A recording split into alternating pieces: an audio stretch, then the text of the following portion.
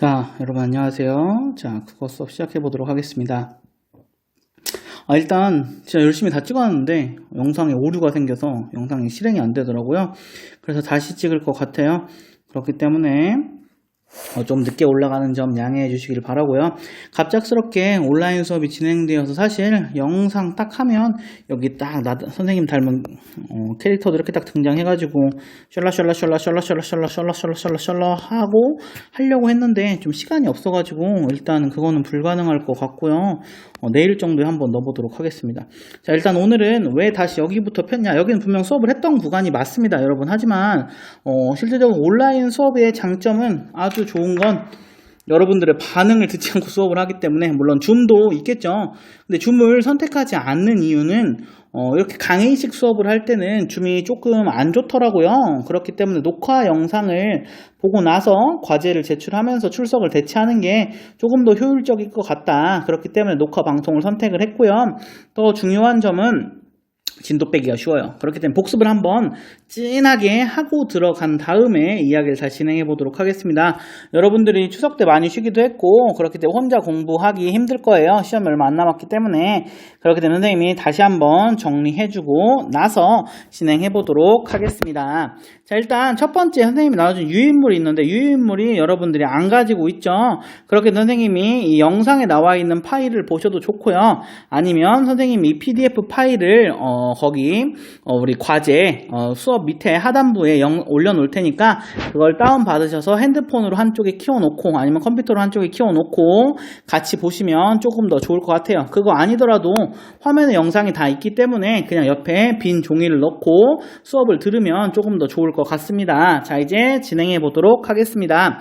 자, 일단 한국문학의 전통과 개성 이 부분은 한번 읽어보도록 하고요. 그 다음 밑에 나와 있는 이 부분인데 아까 수업을 했던 그 흔적이 있네요. 이런 부분들은 지우고 다시 진행해 보도록 하겠습니다. 자, 일단 한국의 서정문학, 즉 서사문학이 아닌 서정문학에는 여러 가지 종류가 있었는데요. 그 중에서 가장 대표적인 것은 고대 가요부터 시작되었다라고 봅니다. 고대 가요부터 신라시대인 향가, 그리고 고려 가요, 그리고 경기체가, 시조, 한시, 그리고 악장, 시조, 가사, 한시, 엄청나게 많은 종류가 있죠. 그런데 이걸 다 외울 필요가 있죠. 외울 필요도 있고, 그것보다는 어떠한 특징들을 가지고 있는지 라는 것들을 조금 바라보는 게 좋을 것 같습니다. 자, 우리 한번 서정문학의 갈래 첫 번째 고대 가요에 대해서 한번 보도록 하겠습니다. 고대 가요라는 것은 원시 종합 예술에서 분화되어 나왔다. 원시 종합 예술이 무엇인지 먼저 알아봐야겠죠. 원시 종합 예술은 무엇이라고 했어요? 예로부터 원시 시대에도 글이 없을 때, 기록을 남길 수 없을 때도 뭔가 춤도 추고 같이 의식도 하고 사람들이 모여서 목소리도 내고 여러 가지 활동들을 했다라고 이야기를 했죠. 그런 것처럼 그때 나왔던 이런 강강수월래나 아니면 벽화 그림이나 이런 것들을 다 원시 종합 예술이라고 부릅니다. 자, 그런데 거기 분화되어 나와서 이제 드디어 정착되어 있는 거에 어느 정도 구조를 갖추고 정착되어 있는 글들이 나오기 시작했는데, 그 글들을 가장 맨 처음이 고대 가요라라고 이야기를 합니다. 고대 부족국가 시대에서 삼국시대 초기까지 불렸던 노래다. 상가 성립 이전에 계속 불렸던 노래다. 예시로는 황조가가 있다라고 이야기를 했습니다. 황조가 무엇이냐 한번 보도록 하겠습니다. 이거 설명한 다음에요. 의식요라는 건 의식을 할 때 부르는 노래였다라고 생각을 하면 좋을 것 같습니다.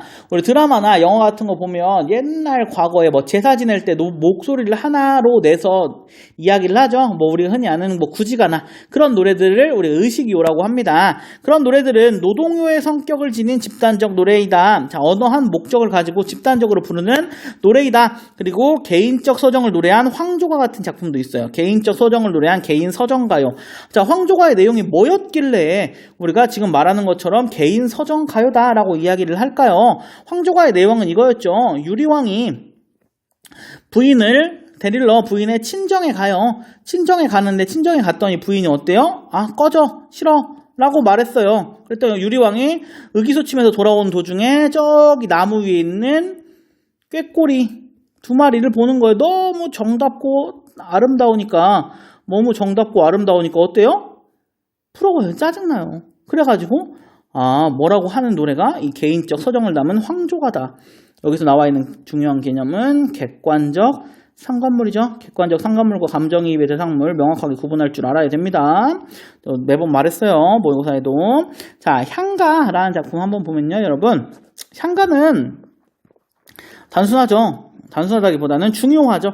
자, 우리 일단 향가는 우리 향가 시대에는 언제부터 언제예요? 신라부터 고려 초입니다. 신라부터 고려 초예요. 그렇기 때문에 어때요? 한글이 없었죠? 한글이 없었습니다. 그럼 어떻게 글을 남겼을까요? 한자로 남겼겠죠. 한자로. 그런데 한자로만 글을 남기니까 우리나라 글 같지가 않았던 거예요. 누가요? 사람들, 백성들이, 학자들이. 그래서 무슨 선택을 했을까요? 한자의 음과 뜻만을 빌려서 우리 말에 어순대로 적은 거예요. 그런 것들을 향찰이다라고 이야기를 했습니다. 향찰이다라고 이야기를 했기 때문에 그런 향찰로 만든 노래를 향가라고 했다라고 생각을 하면 조금 좋을 것 같아요. 자, 이게 무슨 소리냐? 자, 이런 거죠. 자, 나는 밥을 먹었다.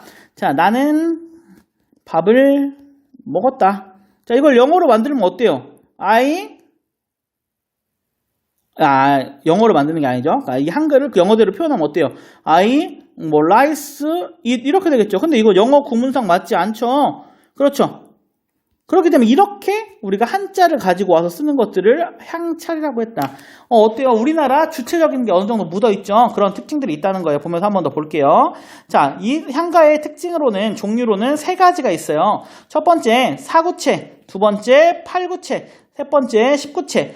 무슨 소리냐면 그냥 여기서 향가에서는 그냥 행이다. 1행, 2행, 3행, 4행으로 이루어져 있는 4행으로 이루어진 사구체다. 8행으로 이루어진 팔구체다. 10행으로 이루어진 십구체다라고 보면 되는데 여기서 중요한 점은 십구체만 보면 돼요. 십구체는 가장 완성된 형태였어요.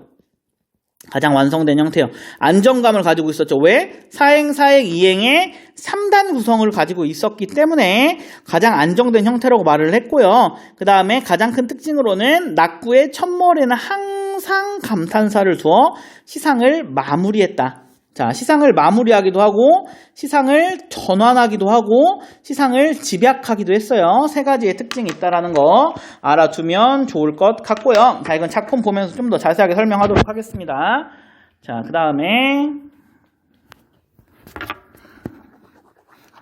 자, 내용으로는 당연히 여러 가지 효, 충, 효, 예 이런 걸 노래했겠죠.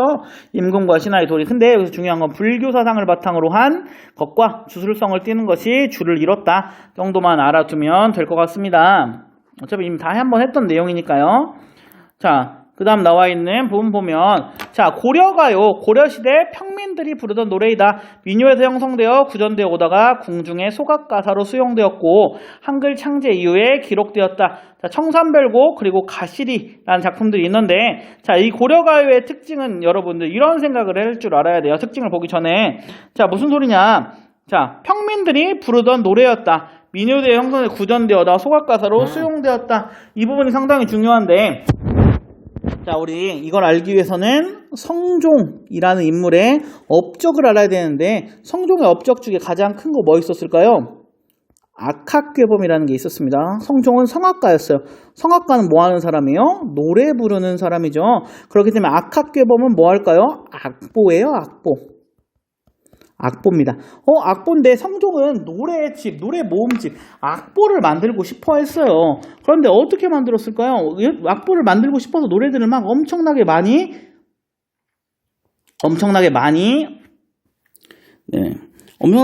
노래를 만들 수는 없었겠죠. 그렇기 때문에 선택한 게 뭐였을까요? 조선 전국 팔도에 있는 노래들, 즉 구전되어 왔던 노래들을 모은 거예요.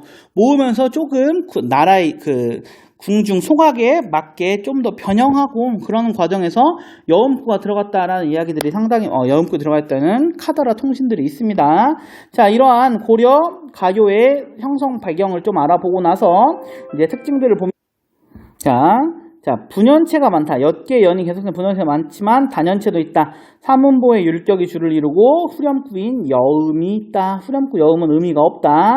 라는 거 알아두도록 하고요. 사문보, 우리 음보라는 건 음의 걸음걸이다라고 이야기를 했죠. 자, 한 걸음, 또 한 걸음이라는 하나의 장이 있다고, 이 초장에 이런 내용이 있다고 칩시다, 내용에. 그럼 이 한 걸음은 이음보일까요? 이름보일까요? 그렇죠. 이름보죠. 읽을 때 이렇게 끊으니까. 어절하고는 다르다라는 걸 설명하기 위해서 이 말을 한 겁니다. 어절하고는 다르다. 자, 그 다음에 나와 있는 이제 시조 부분 한번 보도록 할게요. 자, 시조 고려 후기부터 발달해온 우리나라 고유의 정형시다. 우리가 실제 봐올 작품이 시조하고 아까 말했던 향가 작품이죠. 좀 주의 깊게 봐야 돼요.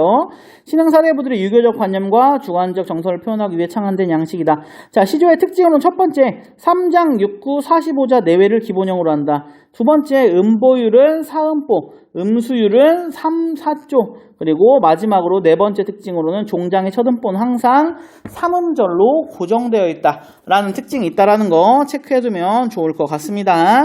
자, 여기 나와 있는 이 가사의 특징으로는 방금 말했던 것처럼 시조보다는 좀 더 길었다. 시조는 너무 정형화되어 있던 거예요. 물론 사설 시조가 나오긴 했지만 그래도 큰 틀을 벗어나지 않았기 때문에 내가 하고자 하는 말들을 다 명확하게 표현하기가 조금 힘들었던 겁니다. 그렇기 때문에 선택한 방법이 뭐였을까요? 새로운 장르를 만드는 거예요. 그게 가사입니다. 가사의 특징으로는 3, 4조 또는 4, 4조 음수율을 가지고 있고 사음보의 연속체 대신 행수에는 제한이 없다라는 특징이 있었습니다. 내용으로는 초선 초기에는 안빈낙도, 물론 자연에 먹고 사는 게 좋다 이런 내용 하다가 후기에는 평민으로 가니까 평민들은 어때요? 먹고 살기가 힘들죠.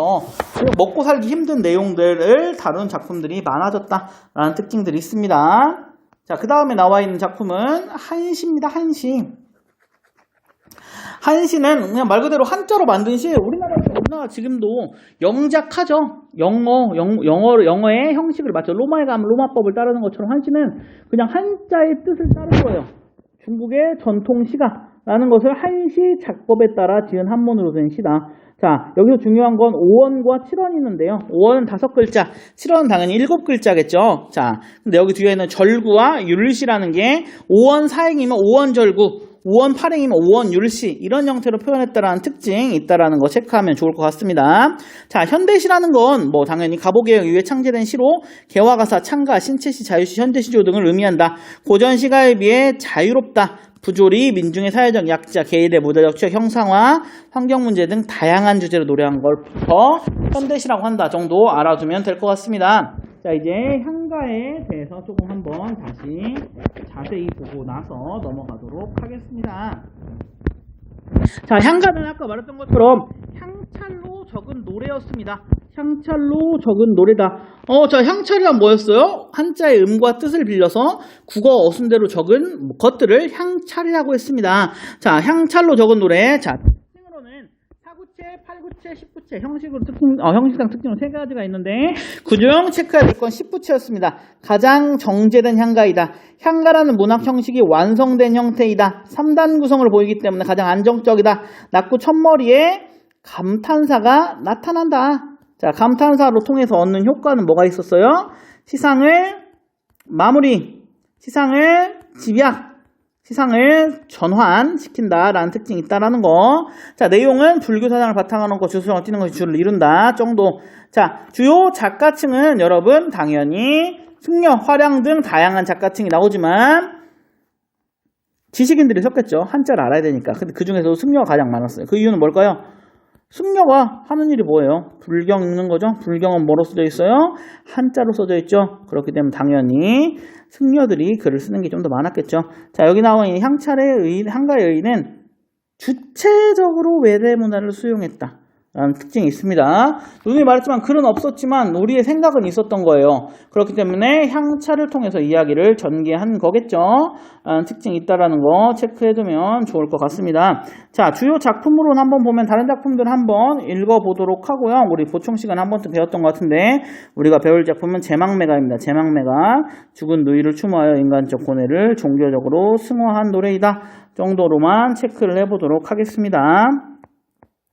자, 이제 시조의 기본 형식까지 보고 작품에 나와 있는 제망매가 이 몸이 죽고 가서 이 몸이 죽어가서 동짓달 기나긴 밤 3작품 하는 걸로 오늘 수업을 마치도록 하겠습니다. 자, 이제 시조의 기본 형식을 한번 볼 건데요. 자, 시조의 기본 형식 한번 보면, 자, 평시조를 기준으로 할 때, 자, 평시조를 기준, 우리는 지금 평시조 배울 거예요. 평시조. 다른 시조는 우리 아직 배우진 않을 건데, 자, 일단 시조의 첫 번째 특징, 3, 4조의 음수율을 가지고 있다. 3, 4조의 음수를 가지고 있다. 첫 번째, 3장 6구 45조의 특징. 두 번째 특징, 사음보. 세 번째 특징. 그리고 종장 첫째 구만은 삼음절을 지켜야 한다는 네 번째 특징. 여기 나와 있는 이 3, 4, 3, 4는 음수율을 말하는 거고요. 여기 나와 있는 이 끊어 있는 건 음보를 말하는 거겠죠. 여기 나와 있는 이 부분 보면 이건 이어절이죠. 근데 1음보로 표시된다는 거, 차이가 있다는 거 체크해주면 좋을 것 같습니다. 3장 6 1, 2, 3, 9, 1, 2, 3, 9, 6, 9, 45자 내외라는 거 체크해두면 좋을 것 같고요. 자, 그 다음에 이제 시조의 전개 양상 한번 보면요. 자, 여기 나와 있는 이 예시 작품들을 한 번씩 좀 읽어보면 좋을 것 같아요. 나중에 배우기도 할 거니까요. 자, 근데 우리 일단 배워 나와 있는 작품들은 유교적 충의사상을 노래한 시조와 고려 충신들의 단심과 기울어져가는 부분을 한탕하는 절이가 등이 줄을 이뤘다. 우리 이거 하면 뭐 떠올라요? 정몽주의 단심가 떠오르지 않아요? 단심가? 자, 정몽주 단심가 선생님이 뭐 보고 공부하는 게 조금 좋다라고 이야기를 했을까요? 그렇죠. 뭐요? 것들을 단심가라고 해요. 이런 내용들 한번 있으니까 나중에 한번 보도록 하고요. 조선 전기에도 이러한 내용들이 당연히 계속 유지되었고요. 이러한 내용들을 통해서 이런 내용들이 나왔고, 그 중에 우리가 배울 작품은 이 몸이 죽어가서라는 작품입니다. 성산문의 시조이고, 내용 보면은 단종에 대한 단종 보기를 꼬하다가 실패했고 죽음을 맞이하게 됐죠. 단종 즉 세조에게 수양대군에게 죽음을 맞이하게 됐을 때 노래를 부른 걸 이 몸이 죽어가서라는 작품이고, 여기 작품에서 특징은 이런 내용들이 있었죠. 자, 우리 선비들은 내용들이 다 어때요? 자연 속에서 한가롭게 살면서 스스로를 성찰하며 평화로운 자연미를 노래했지만, 우리 기녀, 즉 황진이 기녀층이 등장하면서 인간적인 애정에 대한 노래에 대한 시조가 활발히 창작되었다. 자, 옛날에 선생님이 저번 시간에도 말을 했지만 기생계층은 엄청나게 똑똑한 사람이었어요. 똑똑한 사람만 할 수 있었어요. 노래도 잘하고 춤도 잘 추고 시도 잘 짓고 했어야 된다라고 말을 했죠. 누누이 말했던 것처럼 옛날엔 놀거리가 없었기 때문에 예를 들어 단어를 하나 던지는 거예요. 귀뚜라미 던지면 이 귀뚜라미를 가지고 시조를 지어서 주거니 받거니 했던 게 옛날에 놀이 방식이었어요. 술자리에서 놀이 방식. 그렇기 때문에 그런 거 체크하면 좋을 것 같고요. 그 다음에 나와 있는 이제 조선 후기의 시들도 한번 쭉 읽어보도록 하면 좋을 것 같습니다.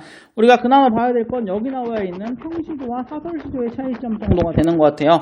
우리 시조의 종류로는 크게 4가지가 있다라고 이야기를 했어요. 혹시 기억하시나요? 뭐였어요? 평시조, 연시조, 사설시조, 어시조가 있다라고 이야기를 했는데, 우리가 여기서 많이 봐야 돼. 우리가 수능 가기 전에 가장 많이 보는 작품들은 연시조, 즉 평시조를 연이어서 놓은 연시조, 그리고 사설시조가 가장 많이 나옵니다. 그 중간에 특징들 한번 지켜보도록 하겠습니다. 자, 평시조의 특징은 우리가 볼 작품들은 다 평시조인데요. 주로 사대부 양반계층을 작자층으로 하기 때문에 형식적인 특징, 즉 선비들이에요. 형식적인 특징을 상당히 빡세게 지킵니다. 3장 6구 45자 내외, 그리고 각 장은 사음보로 이루어졌다는 형식적인 특징, 그리고 내용들도 자연과의 조화, 풍류사상 등을 주로 노래했고요. 표현들도 유교적 세계관인 정신적 품격 등에 대해 비유적, 관념적, 직접적으로 말하는 걸 옛날 선비들은 조금 부끄러워했어요. 그렇기 때문에 직설적으로 말하지 않고 항상 무언가 사물을 통해 말하거나 무언가를 조금 두루뭉술하게 말하거나 이러한 경우가 많았다라고 이야기를 하는 겁니다. 자, 그에 반해 사설시조는요, 층이 좀 달라요. 작자층이 중인과 평민층을 대상으로 글을 썼고요. 자, 형식으로는 초장, 중장이 제한 없이 길다. 하지만 종장도 첫 3음절은 똑같았다. 하지만 그걸 제외하고는 또 길어졌다. 서민들의 일상과 삶의 애환, 지배계층에 대한 비판 등을 두루 다뤘다. 우리 뒤로 가면 무슨 이야기들을 많이, 뒷담들, 뭐 이런 이야기들을 상당히 많이 까죠. 나라님 욕은 보이지 않는 데서 나라님 용도 한다라고 하는 것처럼 힘들 때 혹시 내 탓보다 남 탓을 하면 좀 더 편하잖아요. 그런 이양들 체크를 하면 될 것 같고요. 당연히 표현들도 구체적이고 사실적인 표현이 나타나고 풍자와 해악이 도드라진다라는 사설시조만의 특징들이 존재합니다. 자, 이제 그 다음 시조와 고전시가의 계승. 자, 누누이 말했지만 향가, 민요, 고려가의 특징들을 하나씩 흡수해 나온 게 시조였습니다. 자, 향가의 특징은 낙구의 감탄사, 그리고 사음보, 그리고 분장 형태라는 세 가지 특성을 잡아왔고요. 나와 있는 형식적인 측면에서 나와 있는 한국 문학의 전통들도 한번 쭉 읽어봤으면 좋겠습니다. 자, 이제 교과서 제막매가로 한번 들어가 보도록 하겠습니다.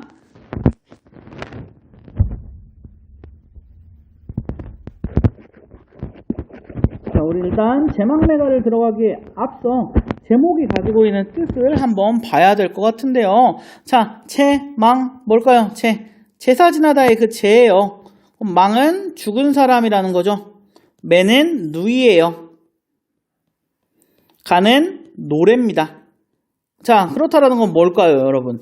죽은 누이를 제사 지내면서 부르는 노래다. 제하는 노래이다. 라고 생각을 하면 조금 좋을 것 같습니다. 자, 이제 우리 작품 한번 들어가 보도록 하겠습니다. 자, 생사길은 예있음에, 자, 죽음과 삶의 길은, 죽음과 삶의 길은 여기 있으며, 여기 예있음에 머뭇거린다. 그럼 여기 나와 있는 얘는 어딜까요? 이승이 되겠죠. 이승. 이 세상. 생사길은 여기 있으며 이 세상에서 머뭇거린다. 나는 간다는 말도 못다 이루고 어찌 갑니까? 갔다. 그럼 나는 누굴까요? 누이겠죠. 누이. 죽은 누이가 될 거예요. 간다는 말도 못다 이루고 어찌 갑니까? 무슨 소리야? 갑자기 죽었다라는 거죠. 자, 갑자기 죽었다. 자, 못다 이루고 어찌 간다라는 표현을 여기 부분을 통해서 얻는 효과는 뭘까요? 아무래도 갑자기 죽는 게 조금 더 안타깝고 슬프겠죠. 즉 안타까움과 비애감이 더해지는 효과가 있다 라고 볼 수 있을 것 같습니다. 자, 어느 가을 이른 바람에 이에 저에 떨어질 잎처럼, 자, 여기 나와 있는 이 부분들 한번 보면, 자, 어느 가을 이른 바람에, 자, 바람이라는 건 선생님이 항상 뭐라고 그랬어요? 좀 상황에 따라 다르긴 하지만 거의 열의 9은 외부에서 오는 시련을 뜻한다라고 이야기를 했어요. 이에 저에 떨어질 잎처럼, 떨어질 잎이라는 거 누구를 의미할까요? 자, 누이를 의미합니다. 누이, 죽은 누이.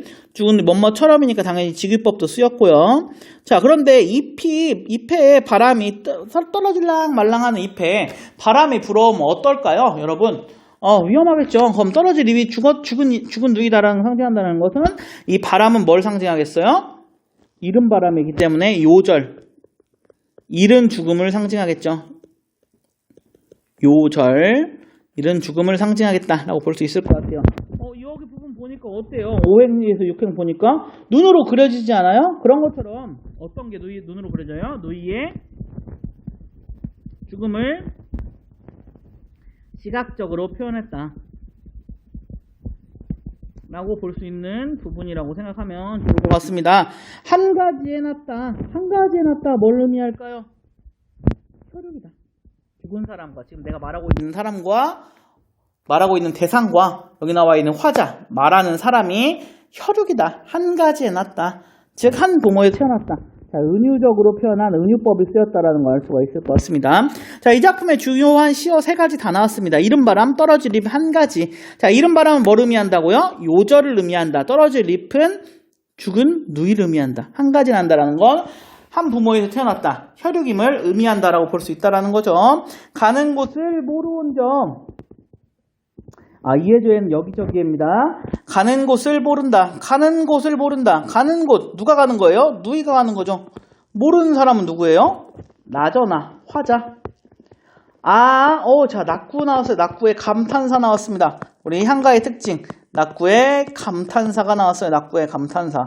낙구의 감탄사가 가지고 있는 효가 뭐뭐뭐 있다 그랬어요. 마무리한다, 전환한다, 집약한다. 여기서는 시상에 전환이 쓰였다라고 볼 수 있을 것 같습니다. 그 전까지는 무슨 이야기만 말을 했어요? 1행부터 8행까지는 무슨 이야기만 했어요? 죽은 누이에 대해 슬프다, 안타깝다. 그리고 나의 누이가 죽은 것에 대해 인생이 정말로 무상하다, 그냥 슬프다, 이런 단순한 이야기만 했다면 여기 나와 있는 이 낙구의 부분을 통해서 시상을 갑자기 딱 전환시키는 거예요. 어떻게? 종교적으로. 미타찰, 극락세계를 의미합니다. 미타찰에서 만날 것이다. 만날라. 무슨 소리예요? 그럼 누이는 어디 갔다? 누이는 극락에 갔을 것이다. 갔을 것이라는 믿음을 보여주는 거죠. 믿음. 자, 도닦아 기다리고 있겠노라. 재회를 할 것이다. 재회에 대한 믿음으로 슬픔을 극복하고 있다라고 볼 수 있을 것 같습니다. 자, 무슨 소리겠어요? 자, 1행부터 8행까지는 죽은 누이에 대한 슬픔과 안타까움만 노래했지만, 자, 9행부터 10행은 갑자기 시상이, 낙구의 감탄사를 통해서 시상이 전환되면서 인간적 고뇌를 종교적으로 승화시켰다. 인간적 고뇌 뭘까요? 사람은 어차피 죽는다. 이러한 죽음을 종교적으로 승화시켰다. 어차피 다시 만날 것이다. 그렇기 때문에 나는 기다릴 수 있을 것이다. 라고 이야기했다라는 거죠. 자, 이제 이 작품에 나와 있는 특징들을 한번 정리해보면, 자, 이 작품에서 여러 가지 특징들을 유인물을 보고 우리 다시 한번 할 건데요. 그거는 수업 시간에 해야 좀 더 좋을 것 같아서 유인물은 따로 보지 않을 거고요. 자, 어떤 내용이에요? 자, 우리 작품에서 결국 하고자 하는 말은 뭐예요? 혈육과의 사별, 죽음에서 오는 슬픔과 안타까움을 노래하고 있다. 또 두 번째, 비유, 상징 등과 같이 정제되고 세련된 표현을 사용했다.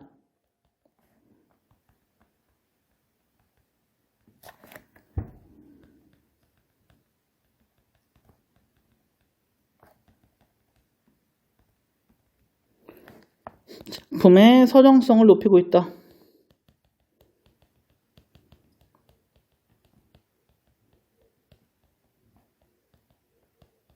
자, 이게 무슨 소릴까요? 자, 옛날에 우리 신라시대 노래인데, 신라시대부터 고려시대, 그 노래인데, 이렇게 세련되게 작품이 쓰여져 있다는 게 너무 신기하지 않아요? 난 너무 신기해요. 너무 작품이 요즘 현대시라고 봐도 무방할 정도로 너무 세련되게 비유적인 표현도 잘 써져 있고, 상징 등과 같은 표현도 잘 써져 있고, 너무나 표현기가 세련됐기 때문에 이걸 통해서 결국 작품의 서정성을 높일 수 있다라고 볼 수 있다라는 겁니다. 자, 그리고 이제 세 번째는 가장 이 작품에서 중요한 건 불교의 윤회사상을 바탕으로 하고 있죠.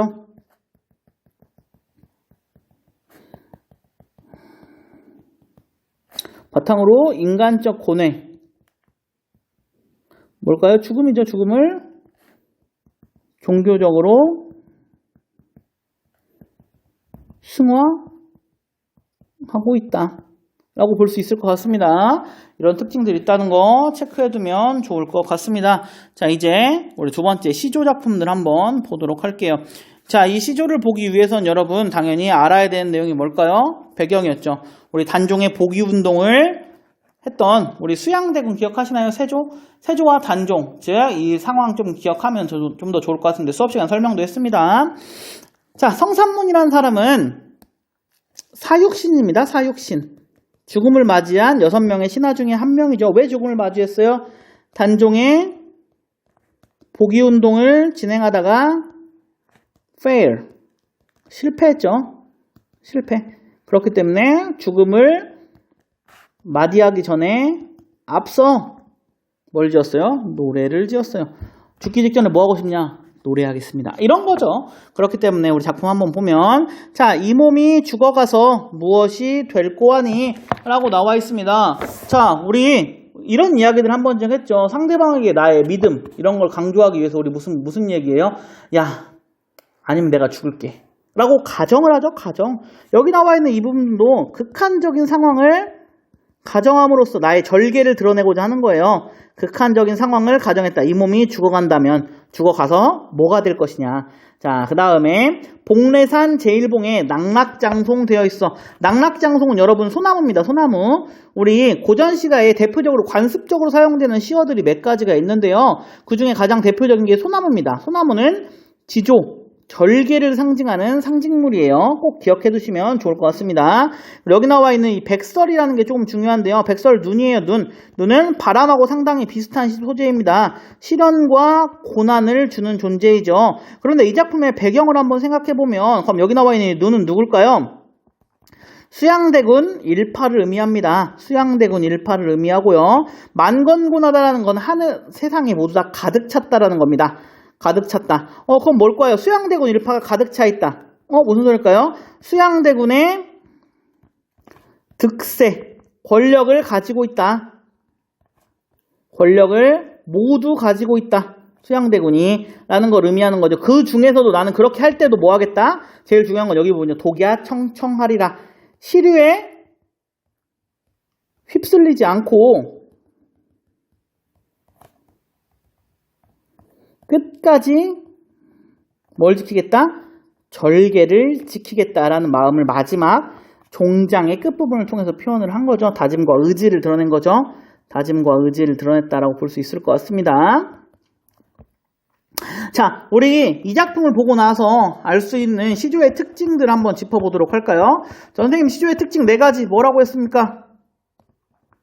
첫 번째, 초장, 중장, 종장, 3장. 하나, 둘, 셋, 넷, 다섯, 여섯, 69, 45자 내외. 또 뭐 있었어요?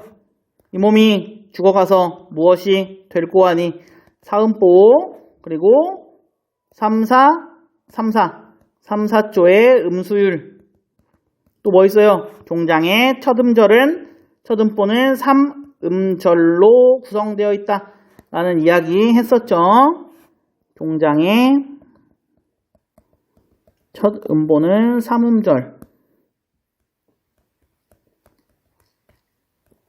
자, 특징 있다라는 거 체크해두면 좋을 것 같습니다. 또 하나 더 체크해야 될 거. 이 작품의 시상전개 방식은 어때요? 자문, 자답의 방식을 통해서 이야기를 전개하고 있다. 자, 이 작품에도 비유와 상징을 통해 주제를 효과적으로 드러낸다 라고 볼 수 있겠죠. 어디 부분을 통해서? 뭐 낙낙장송이거나 백설 이런 내용이 다 비유적인 표현이고 상징적인 표현들이겠죠. 자, 이제 이 다음 마지막 동짓달 기나긴 밤을이라는 작품 한번 보도록 하겠습니다.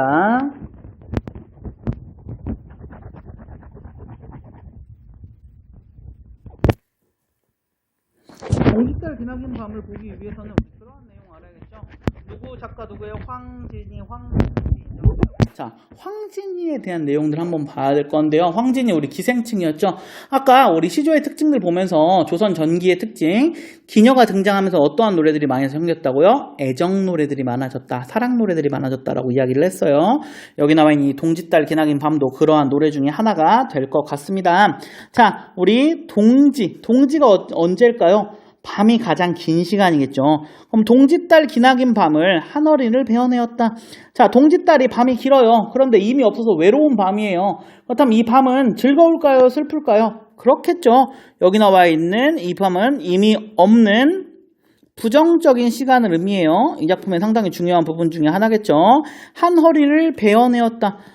자, 어때요? 시간에 헌허리를 베어낼 수 있을까요? 시간이라는 건 추상적 관념이다. 추상적 개념이다라고 볼 수 있을 것 같아요. 그런데 이런 걸 우리가 구체적인 사물로 표현한 걸 이런 건 뭐라 그래요? 추상적 개념 또는 관념을 구체화시켰다라고 볼 수 있는 부분 정도가 되겠죠. 자, 그 다음에 춘풍 이불 아래 따뜻한 이불이라는 거죠. 따뜻한 이불, 봄바람처럼 따뜻한 이불에 그 시간을 베어 넣었다라는 거예요. 부정적인 시간을 베어서 넣었다가 어떻게 서리 케어 이렇게 넣었다는 거. 구비 핏나라는 의미겠죠. 이 두 가지는 음성 상징어예요. 그 중에서도 의태어가 되겠죠. 자, 근데 여기 나와 있는 특징은 순 우리말 음성 상징어를 사용하여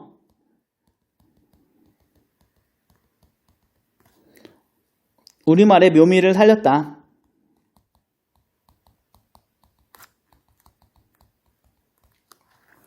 라고 볼 수 있을 것 같습니다. 자, 어론님은 사랑하는 님이에요. 그럼 어론님 오신 날 밤은 어떤 시간일까요?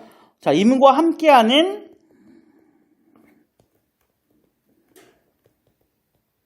긍정적인 시간이겠죠. 긍정적인 시간.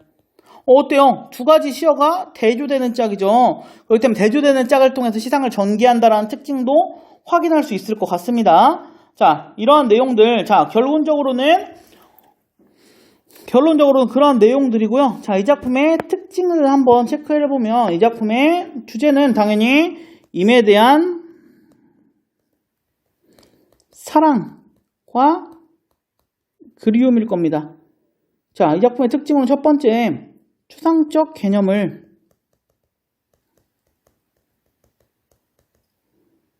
구체적인 사물로 표현하였다.